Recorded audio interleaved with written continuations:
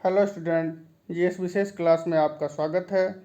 हम आपके लिए फिर से जो है 50 महत्वपूर्ण सवालों का क्वेश्चंस का सेट लेके आए हैं, जो कि आपके आगामी परीक्षाओं के लिए जो है इम्पोर्टेंट होंगे, जैसे कि BPSC, Bihar SSC, UP PCS, UP RO वगैरह के लिए, सभी के लिए इम्पोर्टेंट होंगे। तो हम आइए देखते हैं एक एक करके क्वेश्चंस, उनके आंसर और साथ में उसका एक्सप्लेनेशन। फर्स्ट क्वेश्चन है, देखिए, एंशियंट इंडिया से है। ये बीपीएससी में पूछा भी जा चुका है। देवपाल के काल में नालंदा में एक विहार बनवाने वाला बालपुत्र देव कौन था, मतलब किस वंश के शासक थे? तो ये शैलेंद्र वंशीय राजा थे। बालपुत्र देव प्रथम थे शैलेंद्र वंशीय राजा, जो इनका शासन जो है कंबोडिया में था, और जो है अंकोर वाट का मंदिर जो है इसी वंश के शासक ने बनवाया था। तो बालपुत्र देव शैलेंद्र वंशीय राजा थे।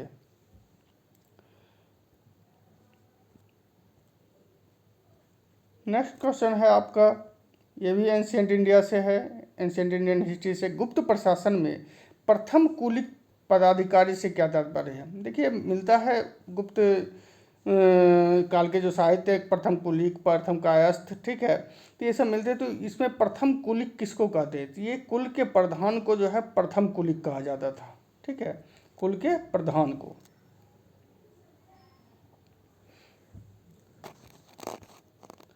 नेक्स्ट क्वेश्चन है, इंडियन पॉलिटी से है। भारतीय संघ के अंतर्गत किसी राज्य को मिलाने का अधिकार किसे है? ये जो है पार्लियामेंट को है, ठीक है, पार्लियामेंट को भारतीय संघ के अंतर्गत किसी भी राज्य को मिलाने का अधिकार। जैसे कि पहले जो है हम लोगों ने सिक्किम को मिलाया है, गोवा को मिलाया है, ठीक है, तो ये संसद को ये इसका अधिकार है किसी भी राज्य को मिलाने का। नेक्स्ट क्वेश्चन है, इंडियन पॉलिटी से ही आकस्मिक निधि की स्थापना का प्रावधान भारतीय संविधान में किस अनुच्छेद के अंतर्गत आता है? इसका आंसर होगा 267, 267 आर्टिकल, ठीक है। और 266 के अंदर संचित निधि भारत की संचित निधि एवं राज्यों की संचित निधि 266, 266 के अंतर्गत संचित निधि, 267 के अंतर्गत आकस्मिक निधि। नेक्स्ट क्वेश्चन है, गोल गुंबद कहाँ स्थित है? देखिए, गोल गुंबद ये पर्यटन स्थल भी है, लोग घूमने भी जाते हैं यहाँ पे। तो ये जो है बीजापुर में है, ठीक है, ये बीजापुर के शासक आदिल शाह का मकबरा है, ठीक है, गोल गुंबद।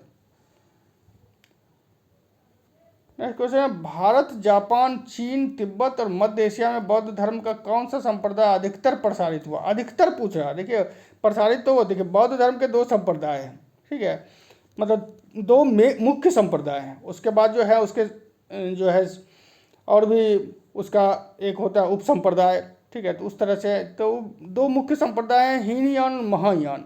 तो अधिकतर प्रसारित हुआ, देखिए, हीनयान भी प्रसारित हुआ, महायान भी, लेकिन अधिकतर पूछ रहा है, अधिकतर कौन सा संप्रदाय प्रसारित हुआ? इसका आंसर होगा महायान, ठीक है। इसका कनिष्क जो था रक्षक था, महायान संप्रदाय को बढ़ावा देने वाला कुषाण का शासक कनिष्क था। नेक्स्ट क्वेश्चन है, भारत के किस शहर में प्रथम रेल यूनिवर्सिटी खोली गई? देखिए, करंट से क्वेश्चन है, ये बड़ोदरा में है भारत की प्रथम रेल यूनिवर्सिटी, गुजरात के बड़ोदरा में। भारत का, ये भी करंट से है, भारत का सबसे तेज सुपर कंप्यूटर का क्या नाम है? इसका नाम है प्रत्यूष, जो पुणे के उष्णकटिबंधीय संस्थान में स्थित है।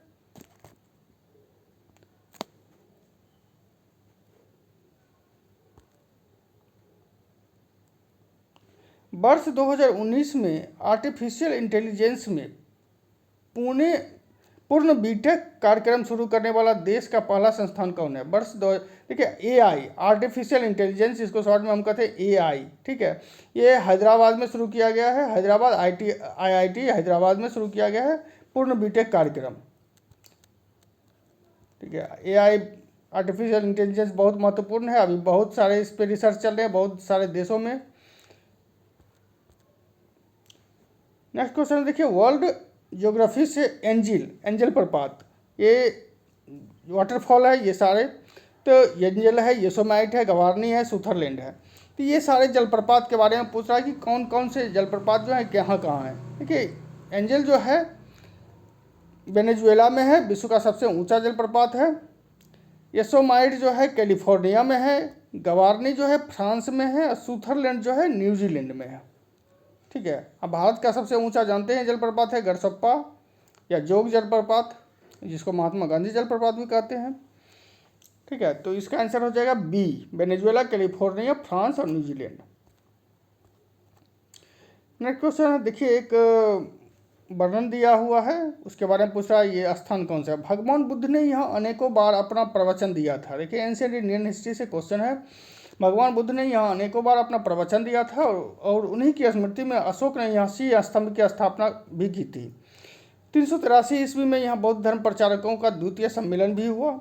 यहाँ 540 ईस्वी में भगवान महावीर का जन्म हुआ। 6ठी शताब्दी ईस्वी पूर्व में यह लिच्छवी की कर्मभूमि थी, जिन्होंने यहाँ विश्व का प्रथम गणतंत्र स्थापित किया। उस स्थान का नाम बताएं। तो पहले देखिए अशोक, यहाँ थोड़ा कन्फ्यूजन होगा आप लोगों को, अशोक ने शीश स्तंभ सिर्फ सारनाथ में ही नहीं किया, वैशाली में भी किया है। ठीक है, मध्य प्रदेश के सांची में भी किया है। ठीक है, तो ये सारे जो हैं द्वितीय जो है बौद्ध संगीति जो है वैशाली में हुआ है कालाशोक के समय में। तो इस तरह से इसका आंसर क्या हो जाएगा, वैशाली। ऑप्शन बी वैशाली है, वैशाली हो जाएगा। नेक्स्ट है देखिए modern India, modern Indian history से क्वेश्चन, कौन कौन से पत्र जो है समाचार पत्र या पत्रिका जो है कौन कौन से किन किन के संपादन में निकला था। तो समाचार दर्पण, समाचार दर्पण है, हिंदू पैट्रियट है, नेशनल पेपर है, स्टेट्समैन। तो समाचार दर्पण के संपादक हैं विलियम कैरी। ठीक है, हिंदू पैट्रियट के गिरीश चंद्र घोष, हरिश्चंद्र मुखर्जी भी इससे जुड़े हुए थे हिंदू पैट्रियट से। नेशनल पेपर का जो है द्वारकानाथ टैगोर और जो है स्टेट्समैन का रॉबर्ट नाइट। ठीक है, तो Samachar Darpan William Carey, Hindu Patriot Girish Chandra Ghosh एवं हरिश्चंद्र मुखर्जी, नेशनल पेपर द्वारकानाथ टैगोर और स्टेट्समैन रॉबर्ट नाइट। इस तरह से इसका आंसर क्या, ऑप्शन क्या हो जाएगा, बी, बी आंसर हो जाएगा इसका। नेक्स्ट क्वेश्चन है, मैकमोहन रेखा किन दो देशों को पृथक करती है। इसका आंसर होगा भारत चीन। भारत और चीन 1914 में जो है मैकमोहन ने जो है शिमला में बैठक हुई थी और भारत और तिब्बत के बीच, उस समय तिब्बत जो है था स्वतंत्र स्वायत्त प्रांत था, जिसे बाद में जो है चीन ने मिला लिया।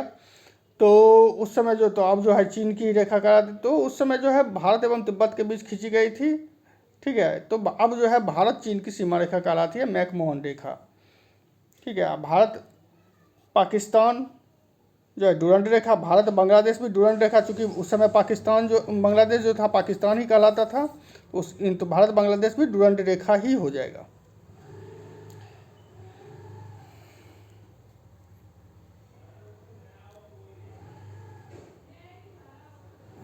सॉरी, भारत पाकिस्तान और भारत बांग्लादेश रेड क्लिफ रेखा हो जाएगा। भारत अफगानिस्तान के बीच डूरंड रेखा था, जो कि भारत अब जो है वर्तमान में पाकिस्तान और अफगानिस्तान के बीच डूरंड रेखा है। अंटार्कटिका में तीसरे भारतीय शोध केंद्र की आधारशिला जिस नाम से रखी गई वो कौन सी है, वो है, उसका नाम रखा गया भारती। अंटार्कटिका में पहला था दक्षिणी गंगोत्री, दूसरा है मैत्री, दक्षिणी गंगोत्री नष्ट हो गई है, मैत्री अभी कार्य कर रही है, तीसरा जो अभी फिर बनाया गया है उसको भारती कहा गया है, और आर्कटिक में जो बनाया गया है उसको हिमाद्री नाम दिया गया है। संयुक्त राष्ट्र संघ की अधिकृत आधिकारिक भाषाएं कौन कौन सी है। देखिए संयुक्त राष्ट्र संघ की आधिकारिक भाषाएं 6 हैं। ठीक है, अंग्रेजी है, फ्रेंच है, चीनी है या मंडारिन है, चीनी भाषा को मंडारिन में कहते हैं, रूसी है, अरबी है एवं स्पेनिश है। आधिकारिक भाषाएं 6 हैं, कौन कौन, अंग्रेजी, फ्रेंच, मंडारिन या चीनी, रूसी, अरबी एवं स्पेनिश। लेकिन कार्यकारी भाषाएं मात्र 2 हैं, अंग्रेजी और फ्रेंच। कार्य जो है इसी दोनों भाषा में होता है। सिक्योरिटी पेपर मिल, ये मध्य प्रदेश के होशंगाबाद जिला में स्थित है। यहाँ से सिक्योरिटी पेपर मिल से पेपर निकलते हैं, जिसे नोट वगैरह बनाए जाते हैं। सार्वजनिक ऋण पर ब्याज किसका भाग है। ये सरकार द्वारा अंतरण भुगतान, सरकार द्वारा जो है सरकार अंतरित करती है, वो भुगतान जो है दूसरे को अंतरित करती है। ठीक है, तो ये जो सरकार द्वारा अंतरित भुगतान। यदि राष्ट्रपति एवं उपराष्ट्रपति का पद खाली हो तो भारत के राष्ट्रपति के पद पर कौन होता है? इसका आंसर होगा भारत का मुख्य न्यायाधीश। ठीक है, अगर कोई भी नहीं रहे और भारत का मुख्य न्यायाधीश भी नहीं रहे तो जो वरिष्ठ न्यायाधीश होंगे वो बन सकते हैं। कांग्रेस के निम्नलिखित नेताओं में से कौन एक पूरी तरह से कैबिनेट मिशन योजना के पक्ष में था? इसका आंसर होगा सरदार वल्लभ भाई पटेल। ये पूरी तरह से कैबिनेट मिशन योजना के पक्ष में थे। भारत में योजना अवकाश की अवधि थी वर्ष 1966 से 1969। देखिए, भारत में योजना अवकाश की अवधि 3 बार हुई है, वर्ष 1966 से 69, 79 से 80 और जो है 91 से 93। ठीक है, 79 से 80 और जो है 91 से 93। तो 3 बार हुआ है, 1966 से 1969,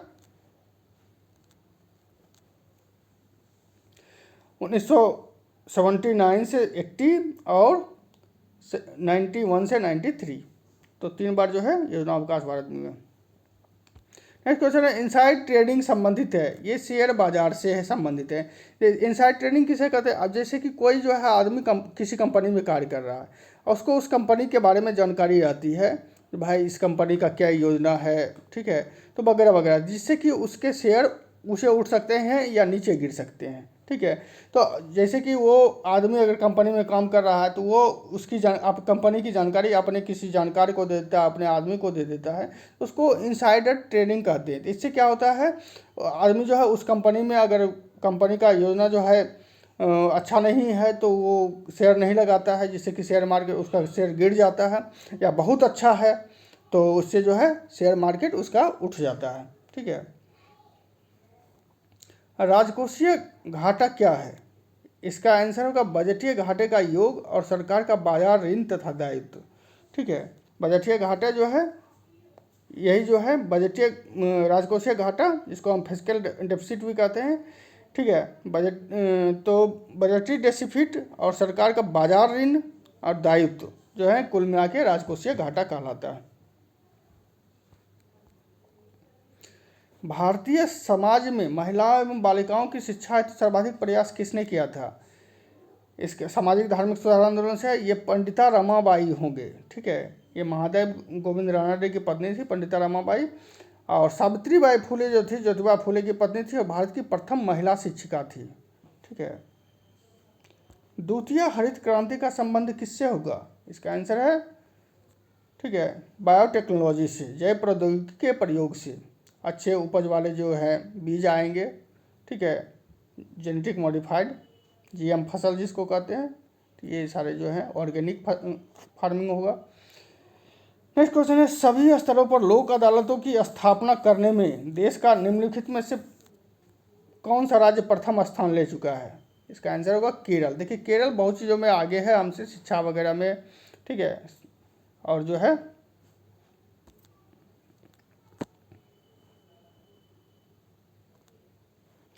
नेक्स्ट क्वेश्चन है, किस संविधान संशोधन बिल के द्वारा वोट देने की आयु 21 वर्ष से घटाकर 18 वर्ष कर दी गई? इसका होगा 61वां 61st अमेंडमेंट। ठीक है, ये 89 में आया था, 89 में ये अमेंडमेंट लाया गया था और इसके अनुसार जो है 21 वर्ष से घटाकर 18 वर्ष वोट देने की आयु कर दी गई थी। नेक्स्ट क्वेश्चन है, भारतीय संसद में बजट पास होने की प्रक्रिया कितने चरणों से गुजरती है? इसका आंसर हो जाएगा 5। ठीक है, 5 चरणों से बजट जो है 5 चरणों से गुजरता है। नेक्स्ट क्वेश्चन है, निम्न शब्दों पर विचार कीजिए। समाजवादी, लोकतांत्रिक, संप्रभु और पंथ निरपेक्ष। देखिए कैसे कैसे समाजवादी, पंथ निरपेक्ष तो ये बाद में जोड़े गए हैं 42वें संविधान संशोधन के तहत। अब इसके जो है वर्तमान में कैसे कैसे शब्द हैं क्रमानुसार। ठीक है, तो सबसे पहला होगा संप्रभु, सबरिन। ठीक है, उसके बाद जो है समाजवादी, सोशलिज्म। ठीक है, उसके बाद पंथ निरपेक्ष, सेकुलरिज्म। उसके बाद लोकतांत्रिक, फिर गणतंत्र भी आता है बाद में। तो इसका आंसर होगा A 3 1 4 2। नेक्स्ट क्वेश्चन है, एंशियंट इंडियन हिस्ट्री से मेगास्थनीज द्वारा उल्लिखित एग्रोनोमाई कौन थे? एग्रोनोमाई जो है ग्रामीण अधिकारी थे। ग्रामीण अधिकारी को मेगास्थनीज ने एग्रोनोमाई कहा है और नगरों के अधिकारी को एस्टेनोमाई कहा है। नगरीय अधिकारी एस्टेनोमाई कहलाते थे। नेक्स्ट क्वेश्चन है, अपने ऊपर आश्रित बच्चों एवं पत्नी की समुचित व्यवस्था किए बिना भिक्षु बनने वालों के लिए किसने दंड का विधान किया था? इसका आंसर होगा कौटिल्य। कौटिल्य ने अपनी पुस्तक अर्थशास्त्र में जो है अपने ऊपर आश्रित बच्चों एवं पत्नी की समुचित व्यवस्था किए बिना भिक्षु बनने वालों के लिए दंड का विधान किया है। अलाउद्दीन खिलजी ने, मिडाइवल इंडियन हिस्ट्री से है, अलाउद्दीन खिलजी ने किस हिंदू शासक को राय रैयान की उपाधि दी थी? इसका होगा रामचंद्र देव। रामचंद्र देव ये जो है देवगिरी का शासक था और इसको जो है अलाउद्दीन खिलजी ने राय रैयान की उपाधि दी थी। किसने कहा था एक मुकुटधारी राजा को सदा धर्म को दृष्टि में रखकर शासन करना चाहिए? इसका आंसर होगा कृष्णदेव राय। ये विजयनगर के शासक थे और तुलुप वंश से थे। तुलुप वंश से विजयनगर पे कई वंशों ने शासन किया है, शालूप वंश, नरसिंह वंश, तुलुप वंश। तो ये तुलुप वंश से थे कृष्णदेव राय और इन्होंने ही ऐसा कहा। नेक्स्ट क्वेश्चन है, इल्तुतमिश ने बिहार में अपना प्रथम सूबेदार किसे नियुक्त किया था? इसका आंसर होगा मलिक जानी। मलिक जानी को इल्तुतमिश ने प्रथम सूबेदार नियुक्त किया था।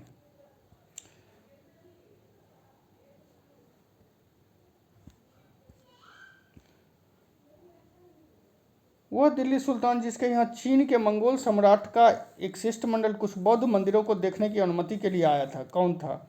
इसका आंसर होगा मोहम्मद बिन तुगलक। मोहम्मद बिन के काल में एक चीनी प्रतिनिधिमंडल भारत आया था और भारत से एक भारतीय प्रतिनिधिमंडल चीन भी गया था। उस समय मोहम्मद बिन तुगलक के समकालीन कुबलई खां था। तैमूर ने किसके शासनकाल में भारत पर आक्रमण किया और दिल्ली को लूटा? इसका आंसर होगा नासिरुद्दीन महमूद। नासिरुद्दीन महमूद के समय में 1398 ईस्वी में तैमूर ने भारत पर आक्रमण किया था और दिल्ली को बुरी तरह लूटा था। हुमायूं ने चुनार दुर्ग पर प्रथम बार आक्रमण कब किया? इसका आंसर होगा 1531 ईस्वी में। 1531 ईस्वी में हुमायूं ने चुनार दुर्ग कहाँ पे है? यूपी में है। ठीक है स्टूडेंट, आज इतना ही। और जो है अब हमारे जो है क्वेश्चन जो है 50 महत्वपूर्ण क्वेश्चन जो है आप समाप्त हो गए हैं। तो कल हम फिर आएंगे नए वीडियो के साथ, नए क्वेश्चंस के साथ, महत्वपूर्ण जो होंगे आपके आगामी परीक्षाओं के लिए। और जो है हम इसी तरह लाते रहेंगे आपके लिए। तब तक के लिए धन्यवाद।